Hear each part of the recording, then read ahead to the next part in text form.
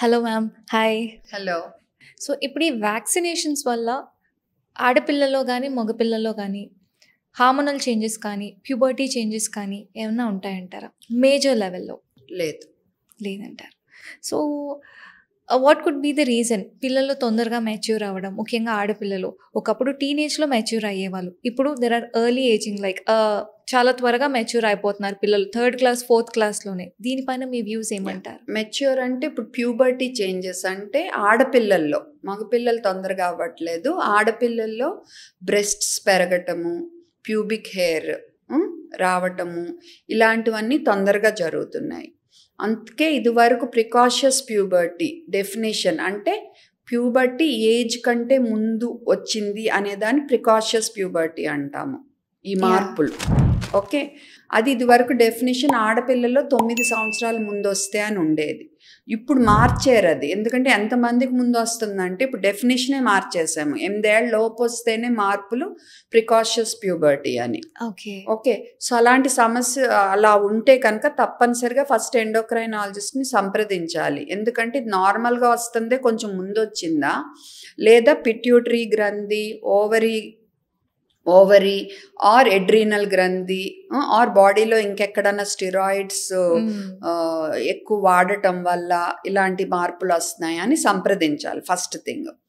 రెండోది, ఈ మార్పులు ఎందుకు వస్తున్నాయి అంటే క్లియర్ ప్రూఫ్ లేకపోయినా లాట్ ఆఫ్ స్టడీస్లో ఎండోక్రైన్ డిస్రప్టర్స్ అనే వాటి వల్ల వస్తున్నాయని చెప్తున్నారు. ఎండోక్రైన్ డిస్రప్టర్స్ అంటే మన శరీరంలో హార్మోన్స్ పనిచేసే విధానాన్ని మార్చేవి.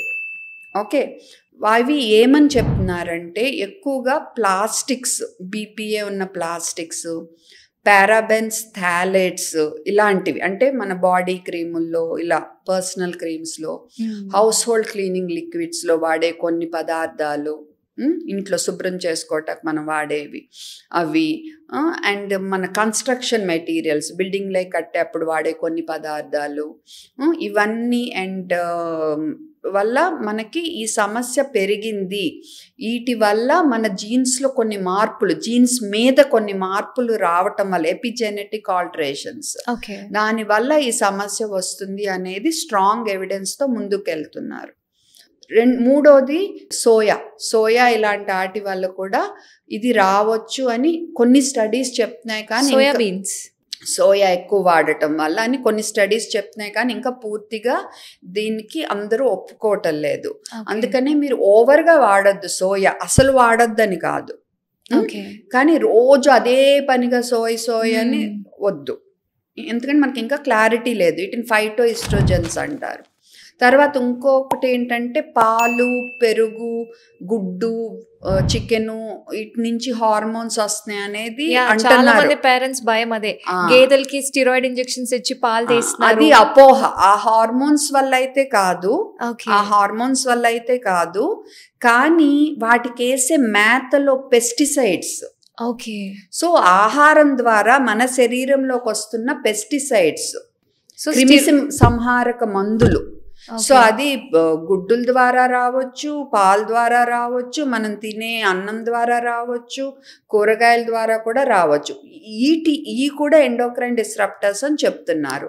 అందుకనే మీరు అపోహపడి పాలు, పెరుగు, గుడ్డు మానేయాల్సిన అవసరం అస్సలు లేదు. కాకపోతే మీరు కుదిరినంత పెస్టిసైడ్స్ తక్కువ ఉండే చోట నుంచి ఆర్గానిక్ తీసుకోవటం అండ్ బాగా శుభ్రంగా కడుక్కునే వాటిని వాడటం, ఇలాంటివన్నీ కొంత శ్రద్ధగా చేయమని చెప్తున్నారు. అండ్ ప్లాస్టిక్ వాడకం తగ్గించటం